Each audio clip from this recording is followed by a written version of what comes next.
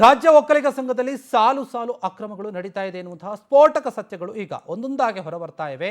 ಸಂಘದ ಅಧೀನದಲ್ಲಿರುವ ಕಾಲೇಜುಗಳ ಪ್ರೊಫೆಸರ್ಸ್ ಹಾಗೂ ನರ್ಸಿಂಗ್ ನೇಮಕಾತಿಯಲ್ಲಿ ಭ್ರಷ್ಟಾಚಾರ ನಡೆದಿದೆ ಎನ್ನುವಂತಹ ಗಂಭೀರ ಆರೋಪ ಕೇಳಿ ಬಂದಿದೆ. ಸಂಘ ನಡೆಸಲು ಆಗದೇ ಇದ್ರೆ ಕುರ್ಚಿಯನ್ನು ಬಿಟ್ಟು ತೊಲಗಿ ಅಂತ ಹೇಳಿ ಅಧ್ಯಕ್ಷರು ಹಾಗೂ ಕಾರ್ಯದರ್ಶಿ ವಿರುದ್ಧ ಕೋನಪ್ಪ ರೆಡ್ಡಿ ಆಕ್ರೋಶ ವ್ಯಕ್ತಪಡಿಸಿದ್ದಾರೆ. ರಾಜ್ಯ ಒಕ್ಕಲಿಗ ಸಂಘದ ವಿರುದ್ಧ ಭ್ರಷ್ಟಾಚಾರದ ಆರೋಪ. ಪ್ರೊಫೆಸರ್ ನರ್ಸಿಂಗ್ ನೇಮಕಾತಿಯಲ್ಲಿ ಕೋಟಿ ಕೋಟಿ ಅವ್ಯವಹಾರ. ಸಂಘದ ಅಧ್ಯಕ್ಷ ಖಜಾಂಚಿ ಕಾರ್ಯದರ್ಶಿ ರಾಜೀನಾಮೆಗೆ ಪಟ್ಟು.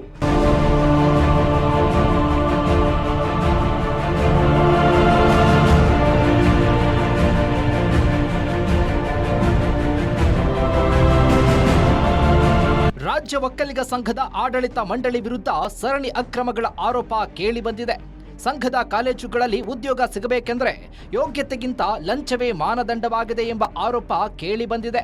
ಪ್ರಾಧ್ಯಾಪಕರ ನೇಮಕ ಹಾಗೂ ನರ್ಸಿಂಗ್ ಸಿಬ್ಬಂದಿ, ಲ್ಯಾಬ್ ಟೆಕ್ನಿಷಿಯನ್ಸ್, ಕಂಪ್ಯೂಟರ್ ಆಪರೇಟರ್ಸ್ ಈ ನೇಮಕಾತಿಯಲ್ಲಿ ಅರ್ಹತೆ ಇಲ್ಲದವರಿಗೂ ಮಣೆ ಹಾಕಲಾಗಿದೆ. ಇನ್ನು ಪ್ರಮೋಷನ್ ವಿಚಾರದಲ್ಲೂ ಕಾನೂನು ಉಲ್ಲಂಘನೆಯಾಗಿದೆ.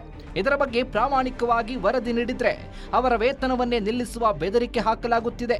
ಇನ್ನು ಅಧ್ಯಕ್ಷರ ಕಚೇರಿಗೆ ಯಾರೇ ಹೋಗಬೇಕಾದ್ರೂ ಮೊಬೈಲ್ ಫೋನ್ಗಳನ್ನು ಕಡ್ಡಾಯವಾಗಿ ಹೊರಗೆ ಇಟ್ಟೇ ಹೋಗಬೇಕು ಎಂಬ ಹಿಟ್ಲರ್ ನಿಯಮ ಜಾರಿಯಲ್ಲಿದೆ ಅಂತ ಉಚ್ಚಾಟಿತ ನಿರ್ದೇಶಕ ಕೋನಪ್ಪ ರೆಡ್ಡಿ ಗಂಭೀರ ಆರೋಪ ಮಾಡಿದ್ದಾರೆ.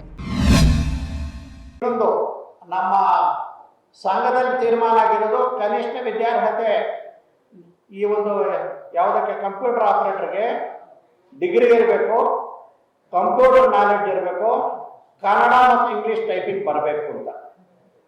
ಇಲ್ಲಿ ಆಯ್ಕೆಯಾದವರಲ್ಲಿ ಕಾಲುವರೆಗೂ ಕೂಡ ಈ ನಾಲೆಡ್ಜ್ ಇಲ್ಲ. ಆಘಾತಕಾರಿ ವಿಷಯ ಏನಂದ್ರೆ ನಾಟ್ ಫಾರ್ ಸೇಲ್ ಎಂಬ ಬೋರ್ಡ್ ಇರುವ ಮೆಡಿಕಲ್ ಪೀಠೋಪಕರಣಗಳನ್ನು ಸಂಘದ ಆಸ್ಪತ್ರೆಗೆ ಖರೀದಿ ಮಾಡಲಾಗಿದೆ. ಇದಕ್ಕೆ ನಕಲಿ ದಾಖಲೆಗಳನ್ನು ಸೃಷ್ಟಿಸಿ ಹಣ ಗುಳುಂ ಮಾಡಲಾಗಿದೆ ಎಂಬ ಆರೋಪ ಕೇಳಿ ಬಂದಿದೆ. ಈ ಹಿನ್ನೆಲೆಯಲ್ಲಿ ಖಜಾಂಚಿ ಹಾಗೆ ಕಾರ್ಯದರ್ಶಿ ವಿರುದ್ಧ ತೀವ್ರ ಅಸಮಾಧಾನ ವ್ಯಕ್ತವಾಗಿದ್ದು, ಈ ಕೂಡಲೇ ನಿವೃತ್ತ ನ್ಯಾಯಾಧೀಶರ ನೇತೃತ್ವದಲ್ಲಿ ಸಮಿತಿ ರಚಿಸಿ ಸಮಗ್ರ ತನಿಖೆ ನಡೆಸಬೇಕು ಅಂತ ಒತ್ತಾಯಿಸಲಾಗಿದೆ.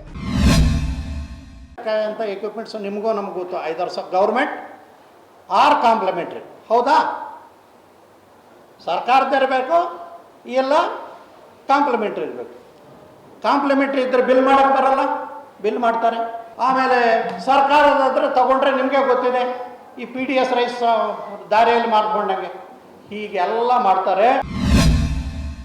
ಕೋನಪ್ಪ ರೆಡ್ಡಿಯನ್ನ ಸಂಘದಿಂದ ಉಚ್ಚಾಟಿಸಲು ನಡೆಸಿದ್ದ ಒಳಸಂಚಿನ ಬಗ್ಗೆ ಆಡಿಯೋ ದಾಖಲೆಗಳನ್ನು ಸಹ ಬಿಡುಗಡೆ ಮಾಡಿ ಆಕ್ರೋಶ ವ್ಯಕ್ತಪಡಿಸಿದ್ದಾರೆ.